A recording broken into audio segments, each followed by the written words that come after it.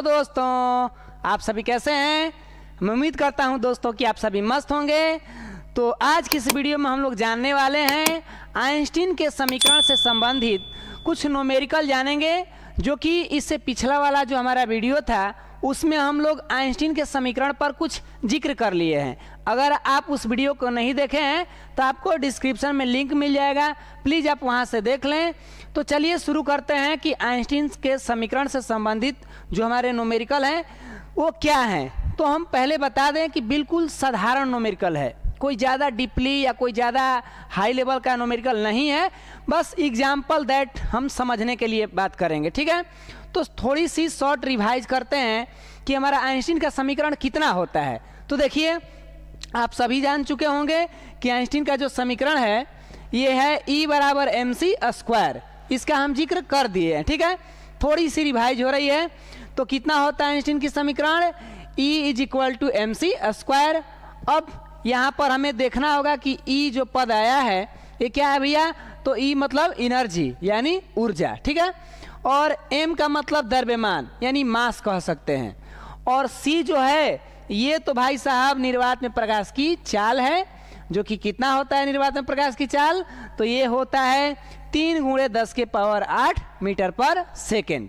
तो अब हम इसी समीकरण पर आधारित न्यूमेरिकल को जानने वाले हैं। तो देखिए, स्टार्ट करते हैं कि हमारा न्यूमेरिकल क्या कह रहा है। तो फर्स्ट यहाँ पर दो न्यूमेरिकल को जिक्र करेंगे। न्यूमेरिकल का मतलब क्या, अंकिक प्रश्न होंगे, मैथमेटिकल होंगे। भाई जो फिजिक्स का ही है बट मैथ के रूल तो लगेंगे ही। तो देखिए, यहाँ पर हम दो न्यूमेरिकल को ही लेकर आए हैं, ज़्यादा हम इस पर जिक्र नहीं करेंगे, दो हैं तो बस काम अच्छा रहेगा। तो शुरुआत करते हैं। पहला न्यूमेरिकल क्या कह रहा है कि 50 kg के, कितना kg के जी, 50 kg के द्रव्यमान वाली वस्तु में, कोई 50 kg का वस्तु है जिसका वजन द्रव्यमान है, जो इस वस्तु में निहित ऊर्जा ज्ञात कीजिए। हमारा फर्स्ट न्यूमेरिकल क्या कह रहा है कि 50 kg द्रव्यमान की कोई वस्तु है। मान लीजिए कि आपके पास कोई 50 kg द्रव्यमान का कोई भारी सा वस्तु है और कोई आया और पूछ दिया कि बताइए इस वस्तु में कितना ऊर्जा है। तो आप तो बड़ा अचंभव हो जाएंगे कि भाई 50 kg के वस्तु में हम ऊर्जा कहाँ से निकालें। तो डायरेक्ट हमारे माइंड में आएगा कि भैया हम तो आइंस्टीन के समीकरण जो पढ़े हैं वो तो वही है समीकरण कि वो द्रव्यमान वाले चीज़ों को ऊर्जा में बदल सकता है या ऊर्जा वाले चीज़ों को द्रव्यमान में बदल सकता है। तो उसी समीकरण का यूज करेंगे। तो चलिए इस प्रश्न का हम, इस आंकिक प्रश्न को हल करते हैं कि इसका आंसर क्या आएगा। तो देखिए, क्वेश्चन को बढ़िया से रिपीट कर लीजिए। वजन कितना है 50 kg और पूछ क्या रहा है ऊर्जा। इसीलिए अब हम डायरेक्टली चलते अपने कार्यों की तरफ ताकि हम चीज़ों को हल कर सकें। तो सबसे पहले हम क्वेश्चन को हल करेंगे, और हल का मतलब आप सोल्व भी लिख सकते हैं, अगर आपको अंग्रेजी में लिखना होगा तो कोई बात नहीं। जब हम क्वेश्चन पढ़ रहे हैं तो कुछ वैल्यू दिया है क्या, क्वेश्चन के अंदर जब हम पढ़ रहे हैं तो उसमें कुछ दिया है, बिल्कुल दिया है। तो हम लिख सकते हैं क्वेश्चन से कुछ दिया होगा। तो देखिए क्या दिया होगा भाई, फर्स्ट कह रहा है कि द्रव्यमान यानी m का मान दिया है। क्वेश्चन को अगर देखना चाहेंगे तो देखिए यहाँ पर फिर से देखते हैं क्वेश्चन क्या है। तो यहाँ पर कह रहा है कि 50 kg द्रव्यमान, कितना kg द्रव्यमान भाई 50 kg। तो ये 50 kg जो हमारा है m का मान है और ऊर्जा ज्ञात करना है, इसीलिए बोल रहे हैं कि ध्यानपूर्वक चीज़ों को समझ लीजिएगा ताकि कंफ्यूजन ना हो। तो अब हम बात करते हैं कि भाई m का मान तो दे दिया, ठीक है, m का मान तो हमारे पास है, बट अब हम कितना दिए हैं 50 kg। m का मान कितना है 50 kg और E का मान हमसे पूछा जा रहा है। यहाँ तक क्लियर है। अब आप ही बताएं कि जहाँ m हो और E हो इसके संबंध में कौन सा समीकरण लागू होगा। तो वहीं आइंस्टीन का समीकरण क्या होता है भैया, E बराबर mc²। तो चलिए सोल्व करते हैं अभी समीकरण पर। m का मान रख दीजिए, कितना होगा, यहाँ से m का मान 50 हो जाएंगे और गुणे, क्योंकि भाई इनके बीच गुणा है, इंटू है, ठीक है ना, c²।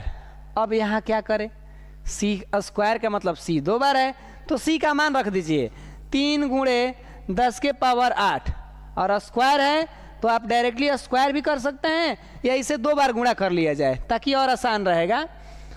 तो इस तरीका से भी कर सकते हैं और स्क्वायर के भी करके निकाल लेंगे, कोई दिक्कत नहीं। तो अब हम बात करेंगे इसका फाइनली कैलकुलेशन करेंगे। तो आप 3 से करेंगे तो 9 आ जाएगा और ये हमारा 50 है भाई, 9 से और 50 से करेंगे तो हो जाएगा कितना 450 गुणे। अब यहाँ पर 10 के पावर 8 है और यहाँ पर भी 10 के पावर 8 है। तो जहाँ जहाँ बेस सेम होता है तो पावर का रूल क्या कहता है कि भाई ये आपस में ऐड हो जाएंगे, मतलब जुड़ जाएंगे। ये तो हम पढ़े होंगे पावर घातांक सारणी में कि अगर जिसका बेस सेम होता है उसका पावर जुड़ जाता है। ये तो सिंपल सा है भैया। तो 10 के पावर कितना 16, 10 के पावर 16। इसे और शॉर्ट में लिखना चाहेंगे तो ये वाला 0 भी इसमें जाके ऐड हो जाएगा, यानी फाइनली हमारा वैल्यू हो सकता है कितना तो 45 गुणे 10 के पावर 17। ये देखिए 45 गुणे 10 के पावर 17 ये क्या है भैया ई का मान है। किसका मान है ई माने एनर्जी। और एनर्जी का मात्रक क्या होंगे जरा बताएं, एनर्जी का मात्रक क्या होंगे। तो बिल्कुल इसका मात्रक जूल होता है। इसका मात्रक क्या होता है जूल, यानी 50 केजी के वस्तु में इतना जूल एनर्जी होगा। और इतना समझ रहे हैं 10 के पावर 17 बहुत बड़ा जूल है ये कोई छोटा मोटा राशि नहीं हुआ जूल। भले जूल छोटा है बट 10 के पावर 17 के अर्थ समझ रहे हैं ना, बहुत बड़ा हो गया। तो 50 केजी के वस्तु में कितना ऊर्जा रहेगा तो 45 गुणे 10 के पावर 17। ये हमारा फाइनली क्या है आंसर है। तो बात क्लियर हो चुका।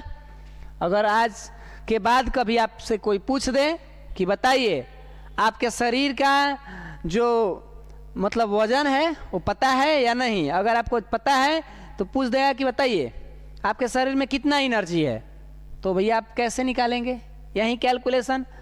डायरेक्ट अपने शरीर का वजन लिखिए, अब जितना आपका वजन हो, अब तो हम क्या कह सकते हैं मापेंगे तब ना।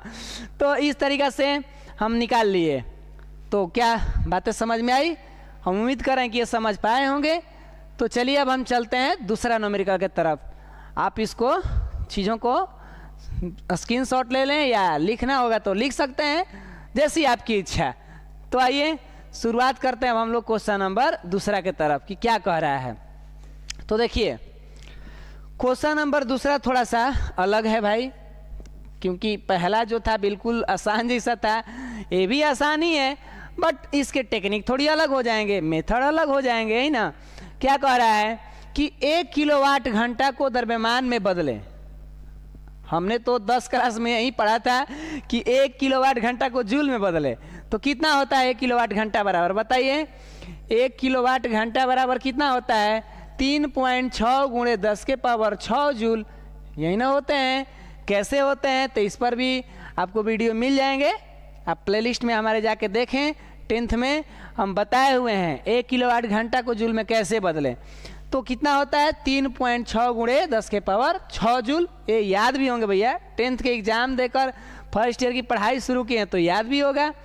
तो शुरुआत करते हैं कि 1 किलोवाट घंटा को हम द्रव्यमान में कैसे बदलते हैं। क्लियर है।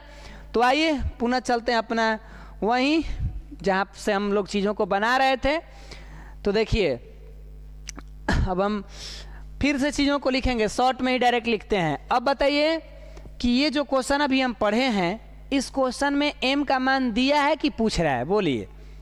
तो आप जाहिर सी बात है कह रहा है कि भाई किलोवाट घंटा को द्रव्यमान में बदलें, यानी कि m का मान हमारा पूछ रहा है, द्रव्यमान में बदलें यानी पूछ रहा है, ठीक है।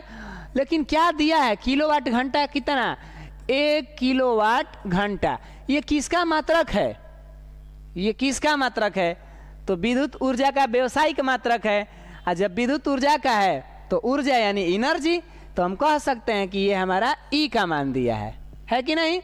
इसको आसान बनाने के लिए क्या कर लीजिए, यहाँ पर लिख दीजिए 3.6 गुणे 10 के पावर 6 जूल, ताकि बात पकड़ में आ जाए।